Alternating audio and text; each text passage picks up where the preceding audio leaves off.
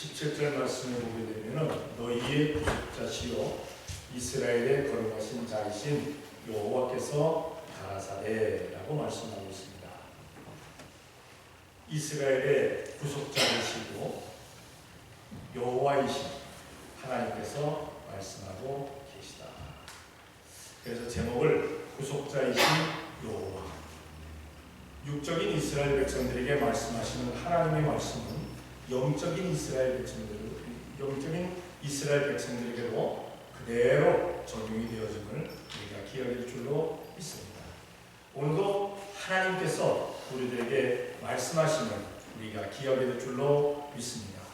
구속은 뭡니까? 속박된 것에서 풀어준다, 해방해준다, 해결해준다, 그러한 뜻을 가지고 있습니다. 그런데 예수님을 믿으면서도 속박 가운데 살아가고 억압 가운데 살아가고 자유하지 못하는 가운데 살아가는 수많은 사람들이 있습니다. 만약에 하나님께서, 예수님께서, 성령님께서 모든 것을 자유하게 만들어 주신다 확신되어진다면 아마 교회에 나오는 사람들이, 주일날 교회에 나오는 사람들이 더 늘어날 겁니다. 왜 교회에 나오지 않느냐? 세상에서도 해결은 받을 수 있다고 생각해서 그래요. 오히려 교회 나오면은 뭐 하지 말아라, 뭐 해라, 더 속박하고 더 억압을 한다, 자유스럽지 못하다라고 생각하기 때문에 교회에 나오지 못하는 겁니다.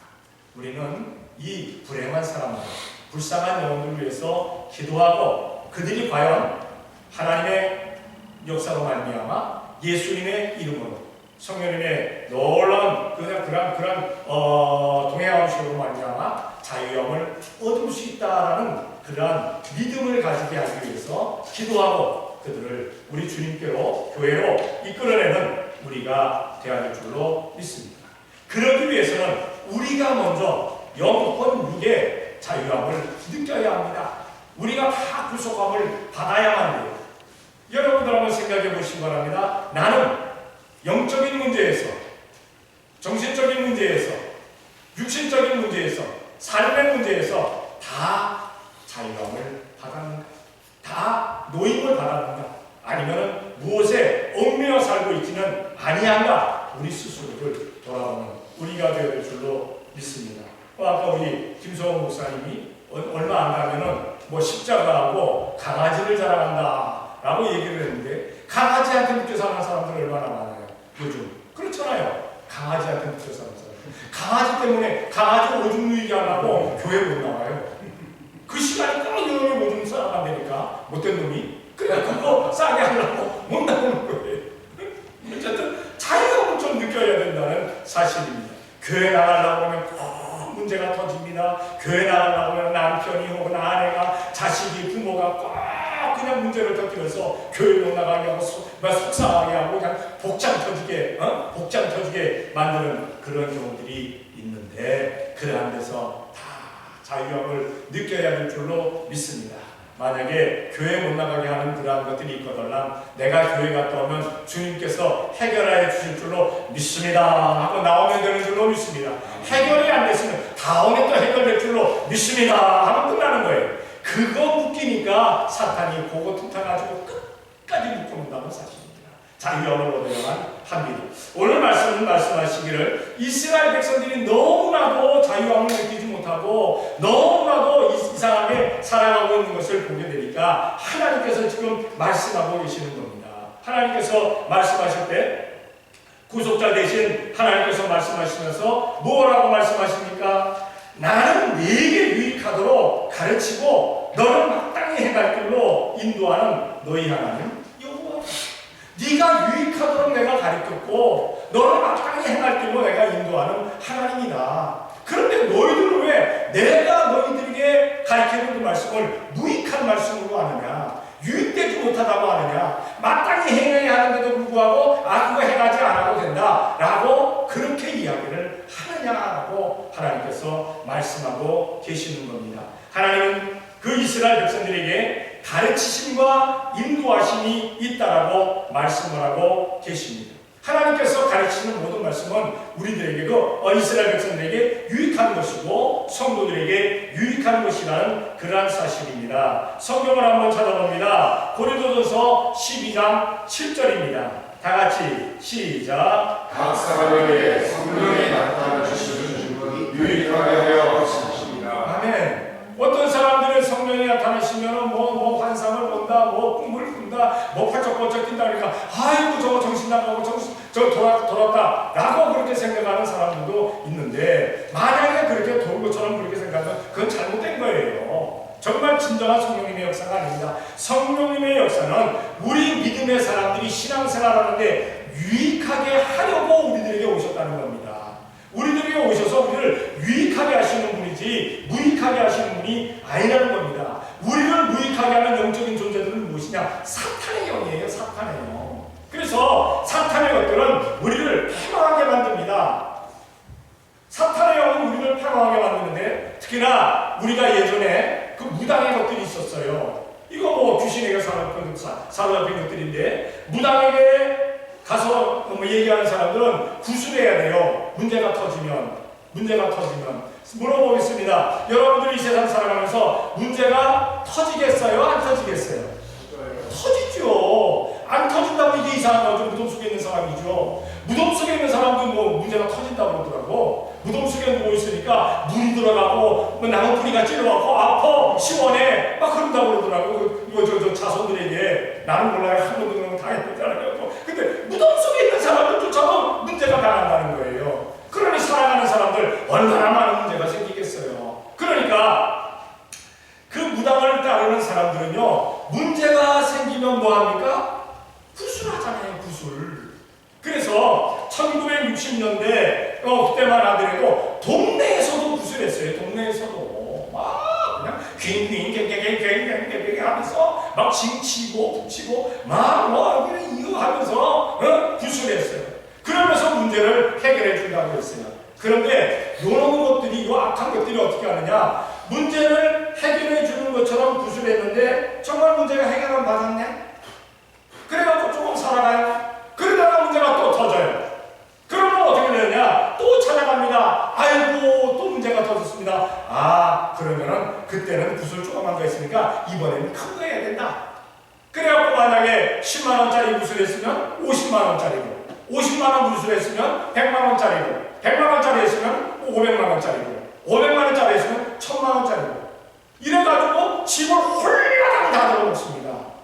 굿하는 사람들 보게 되면은 거의 패가 그냥 집을 다 들어먹어요.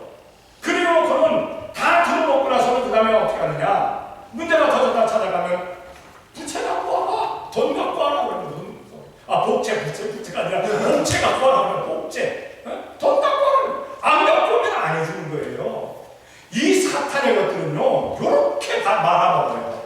그것뿐입니까? 세상에 있는 것만 말아먹는 게 아니라 영적인 것도 말아먹잖아요. 이 굿하는 것들은 절대 구원함에 이르게 못합니다.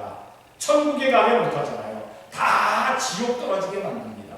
사탄의 것들은요, 어떻게 하든지 자기를 따르는 자들을 다 지옥 불구덩이 속으로, 유황 불구덩이 속으로 끌고 가는 것들이에요. 그런데 우리 주님께서는 어떻게 하십니까? 어떻게 하든지 천국 가게 만들어 주시잖아요. 어떻게 하든지. 하나님께서는 우리들에게 바쳐라 하는 것이 아니라 내가 너에게 필요한 어떤 것을 주랴 라고 말씀하십니다. 그래서 성도들이 무엇을 하게 될 때 거기에 대한 보상을 반드시 허락해 주십니다. 예수님께서도 그래서 그러셨잖아요. 어려움 당하는 사람들에게 나누어 주라. 그러면 예수님께서 어떻게 하시느냐? 후이 되어 누르고 흔들어 넘치도록 해서 내가 줍니다. 몇 배입니까? 도대체 몇 배로 내가 갚아주겠다라고 말씀하시는 거예요. 몇 배로 갚아주십니다. 절대 망하는 길로 인도하시지 않는다는 사실입니다. 하나님께서는 우리들을 유익하게 만들어 주십니다. 가장 좋은 곳으로 주시겠다라고 약속을 해주십니다. 우리들에게 구원을 주셨지요. 우리를 회개하게 만들어 주셔서 모든 죄를 용서받게 만들어 주시죠. 우리들에게 성령님 보내주셔서 우리를 삶 가운데서 주님께서 기뻐하시는 길로 인도하여 주시지요. 그리고 다시 오시마 말씀하시잖아요. 왜 다시 오시느냐? 천국으로 이끌어 가려고. 우리를 천국 데려가려고 다시 오신다라고 분명히 말씀하고 계십니다. 그러나 이 악한 것들, 사탄의 것들은 다 반대입니다. 다 반대입니다. 그러니까 절대 악한 것들에게 속아나 먹어서는 안 된다는 겁니다. 우리가 살아가면서 우리를 무익하게 만드는 것들 다 끊어내야 됩니다. 우리들에게 유익하게 만드는 것들은 우리가 취해서 하나님께 영광을 돌리면 된다는 사실입니다. 하나님의 말씀으로 우리를 유익하게 가르치신다. 뿐만 아니라 우리가 어떻게 신앙생활을 해야 되는지, 어떻게 하나님을 섬겨야 되는지를 알려주십니다. 우리가 성경을 창세기 1장 1절부터 요한계시록 22장 21절까지를 다 보면서 성경을 다 암송하려면요, 아마 힘들어요. 참 힘들어요. 많은 분들이 성경을 암송한다고 그러는데 대부분 부분을 암송하는 것이지 완전히 다 암송하지는 않습니다. 완전히 암송하는 사람들 그게 그렇게 쉽지가 않습니다. 그런데 예수님께서 성경 말씀을 통해서 딱 두 가지를 말씀하시면서 요것 해라라고 말씀하셨어요. 요것 해라라고. 성경을 한번 볼게요. 다 같이 시작. 이 두 계명이 옳은 것과 선지자의 분명이니라. 두 계명이 무엇이냐? 마음을 다하고 목숨을 다하고 뜻을 다하여서 내 하나님을 사랑하고 이와 같이 내 이웃을 내 몸과 같이 사랑하고.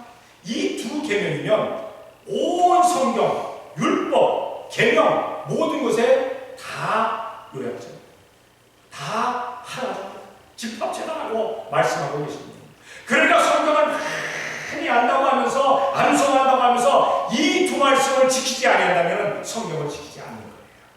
성경을 지키지 않는 거예요. 하나님을 사랑하고 내 이웃을 내 몸과 같이 사랑한다. 사실 5월이 우리가 가정의 달입니다. 가정의 달은 가정 가운데 주님의 사랑이 충만해야 되는 줄로 믿습니다. 서로가 사랑으로 하나가 되어져야 돼요. 남편은 아내를 사랑하고 아내는 남편을 사랑하고 부모는 자식을 사랑하고 자식은 부모를 사랑하고 그래야 되는데 요즘은 가정들이 다 콩가루 집안이 됐어요. 콩가루 집안이 됐어요. 누구 말 따라 아내가 남편을 보는데 자기네 집 강아지보다 못해. 강아지가 먼저. 또 남편이 아내를 보는데 자기네 집 강아지보다 1순위가 안 돼.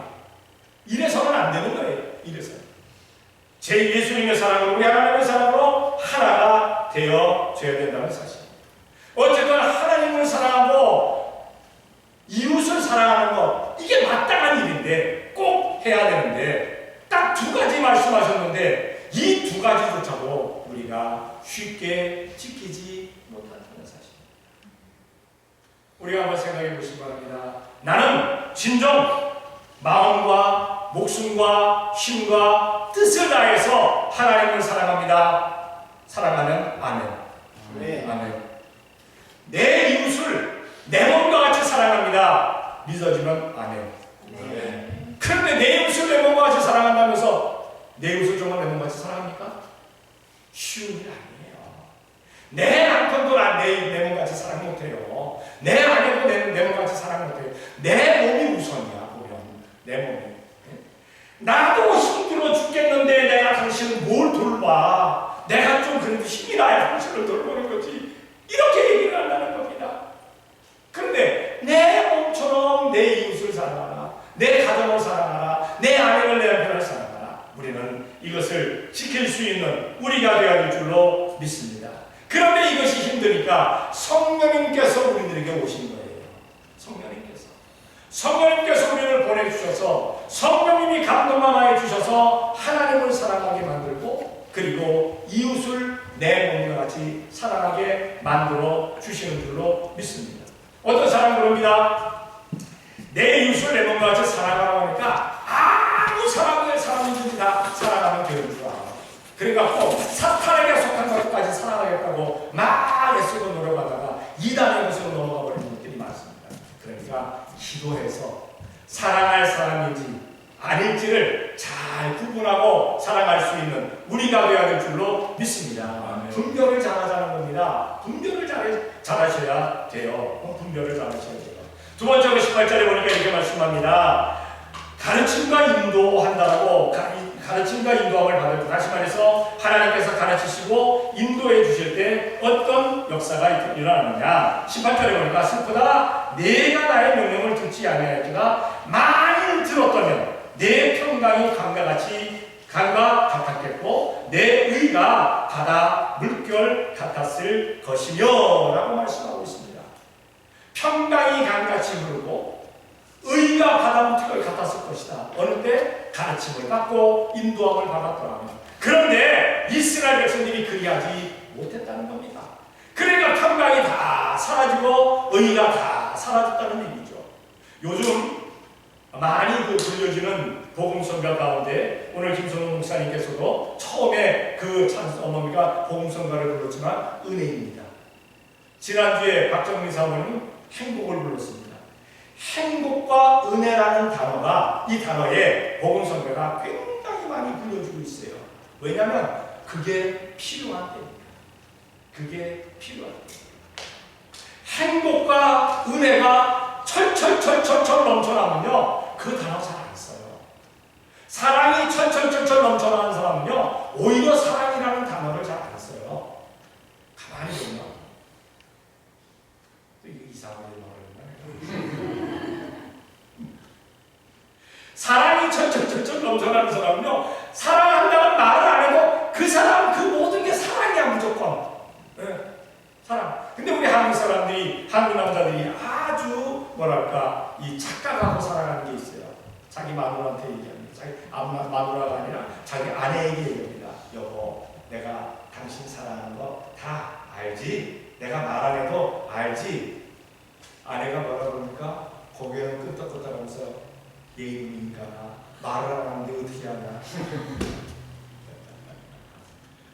표현을 안 하는 거예요. 근데 표현을 안 해도 다 무지가요. 그렇잖아요? 오늘 사랑을 서로 사랑이 넘치는지 아니면 오늘 좀 삐져가지고 좀 삐직삐직하는 게 있는지 다 알잖아요.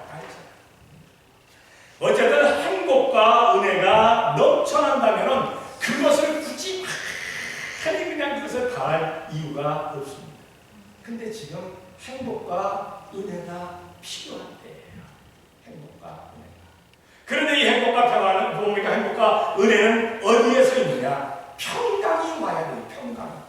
우리 주님께서 우리들에게 주시는 평강 가운데서 온다는 사실입니다. 성경을 한번 찾아볼게요. 요한복음 14장 27절입니다. 다 같이 시작. 평안을 너희에게 주시오니 곧 나의 평안을 너희에게 주노라. 내가 너희에게 주신 것은 세상이 주신 것 같이 아니하니라. 너희는 마음에 근심도 말고 두려워하지도 말라. 아멘. 이 평강은 주는 매개체가 어떠하냐에 따라서 다릅니다. 누가 평안을 줍니까? 누가 평강을 줍니까? 크기도 다르고 기한도 다르고 빼앗을 자가 있는지 없는지 그것도 다릅니다. 자, 하나님께서 예수님께서 우리들에게 평강을 주셨어요. 이 평강은요 영원한 겁니다. 온 우주 만물 안에 가득 차 있는 겁니다. 그 누구도 빼앗을 수 없는 겁니다. 그런데 세상이 주는 평강은 어떻습니까? 세상이 주는 평강은 영원하지가 못해요. 세상이 주는 평강은요 빼앗겨버리고 맙니다. 세상 사람들은 세상에서 평강을 얻겠다고 평안을 얻겠다고 얼마나 많이 수고를 합니다. 우크라이나에서 지금 전쟁이 벌어지고 있잖아요. 계속. 그 사람들이 바라는 평안은 뭘까요? 전쟁이 끝나는 거예요. 전쟁이 끝나는 거예요. 그런데 과연 생각해보세요. 전쟁이 끝났다고 영원한 평안이 있을까요? 영원한 평강이 있을까요? 언제 다시 터질지 그걸 모른다는 거예요. 여러분, 전쟁이란 지역을 위해서 우리가 열심히 좀 기도해주는 우리가 되어야 될 줄로 믿습니다. 우리가 사는 것이 평안하니까 뭐 기도하느냐 그렇게 생각하지 마시고, 한편에서 나오는 소식들은 5월 9일날 총공세가 시작됩니다. 총공세. 우크라이나가 자기들이 가지고 있는 탱크와 모든 장갑차와 모든 군사력을 다해서 러시아를 쳐들어간대요. 근데 러시아가 이게 만만한 나라입니까? 이게 만만한 나라. 얼마나 많은 사람이 또 죽겠어요. 지금 통계에 의하면 러시아 군인들이 한 20만 명이 죽었어요. 엄청난 숫자가 죽었죠. 그럼 우크라이나 백성 군사들은 얼마나 더 죽었겠어요? 아마 이러다가는 대한민국이 6.25 때 죽은 전사자 이상으로 그런 전사들이 나오지 않을까 그렇게 생각해요. 어쨌든 우리는 전쟁이 속히 멈출 수 있도록 기도하는, 끝날 수 있도록 기도하는 우리가 되어야 될 줄로 믿습니다. 어쨌든 평강이 넘쳐요. 여러분들의 가정에도 평안이 넘치는 가정들이 되어야 될 줄로 믿습니다. 그리고 또한 하나님의 말씀 가운데 가르침과 인도함을 받게 될 때 무엇이 넘치느냐? 의가 넘친다고 했어요.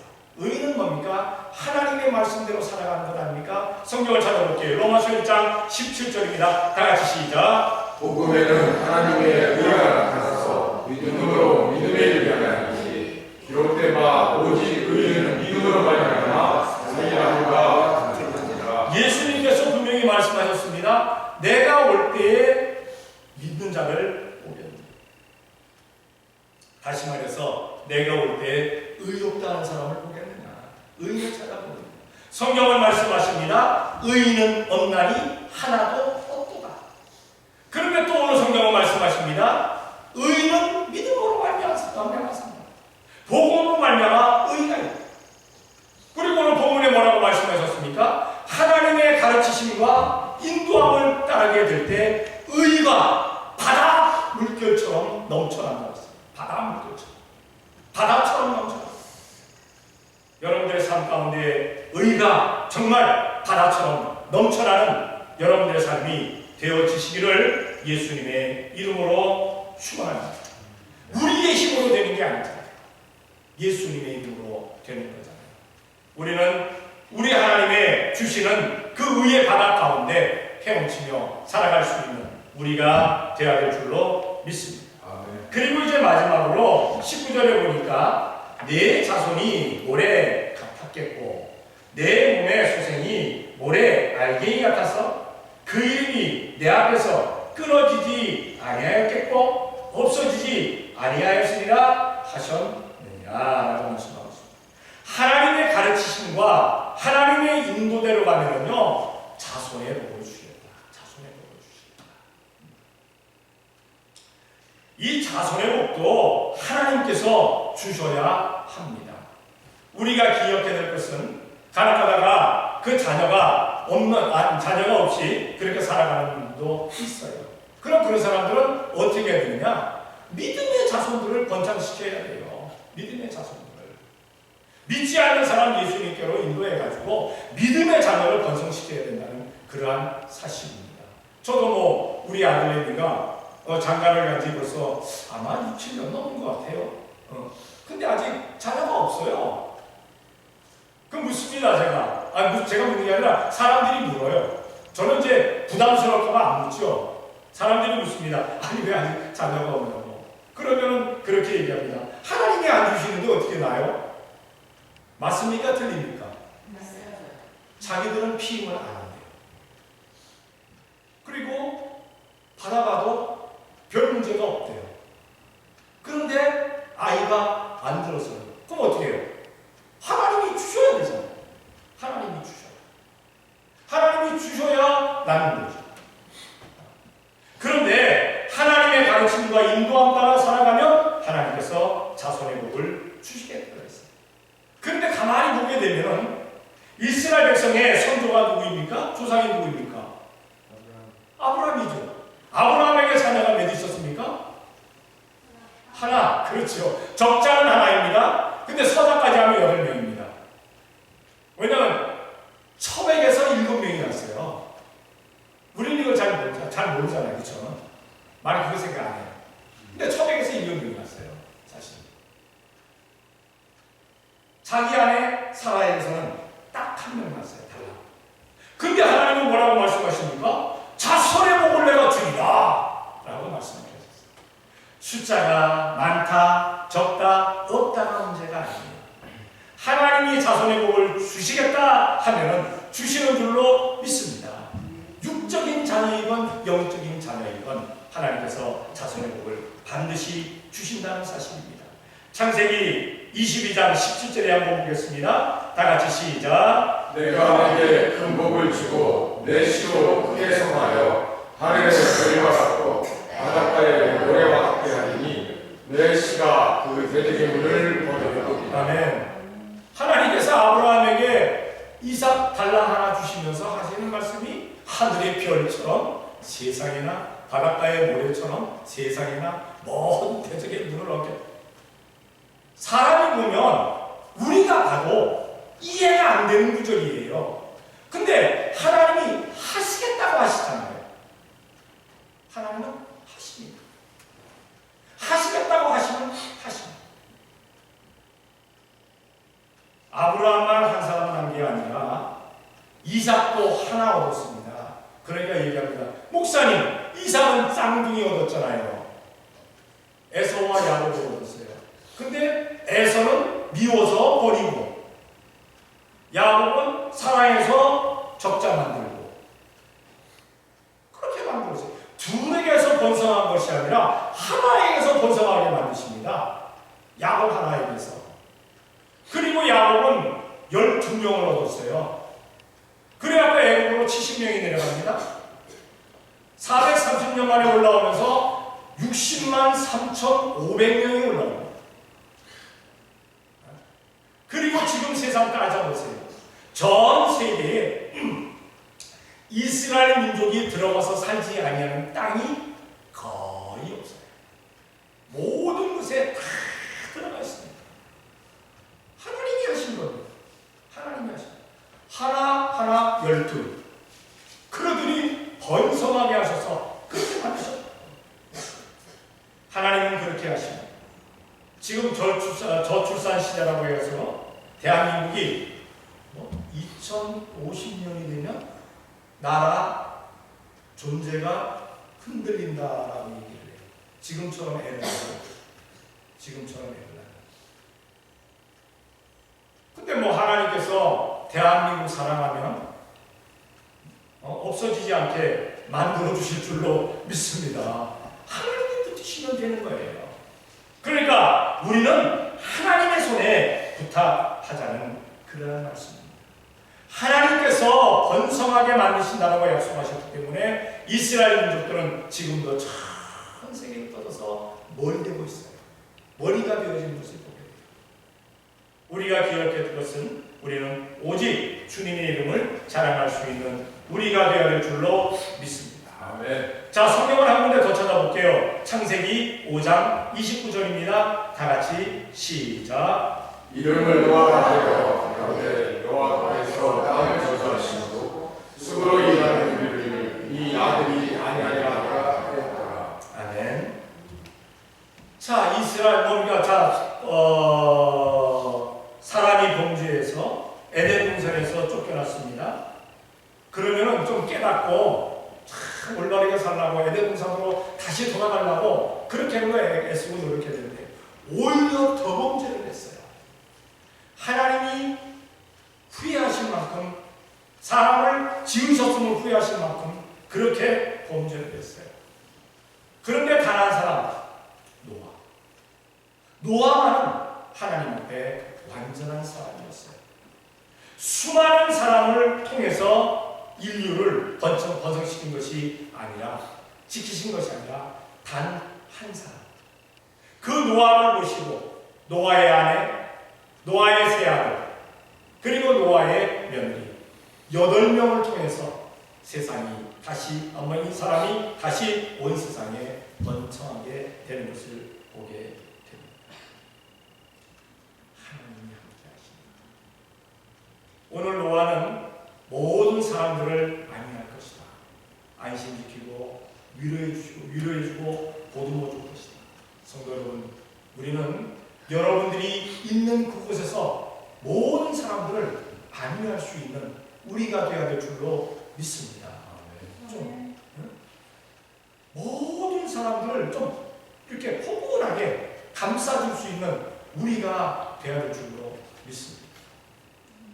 어떤 사람은 얘기합니다. 예수 믿는다고 해서 왜 저렇게 쌀쌀맞냐고. 쌀쌀맞냐. 사탄에게서는 좀 더 쌀쌀 맞아야 돼요. 그럼 사탄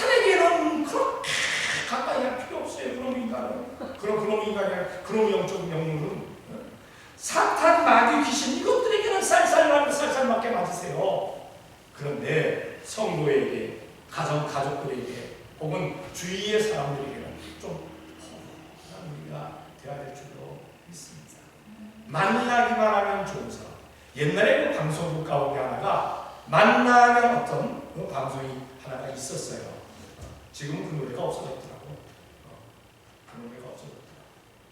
어쨌든 간에 정말 만나기만 하면 좋은 사람. 멀리서 봐도 빛이 쫙 비치는 사람.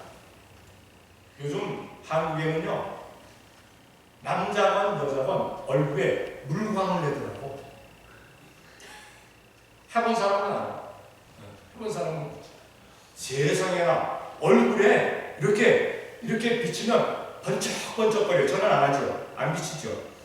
뭐 로션도 제대로 안 바르고 다니는데 뭐가 비치겠어요? 비치는. 네?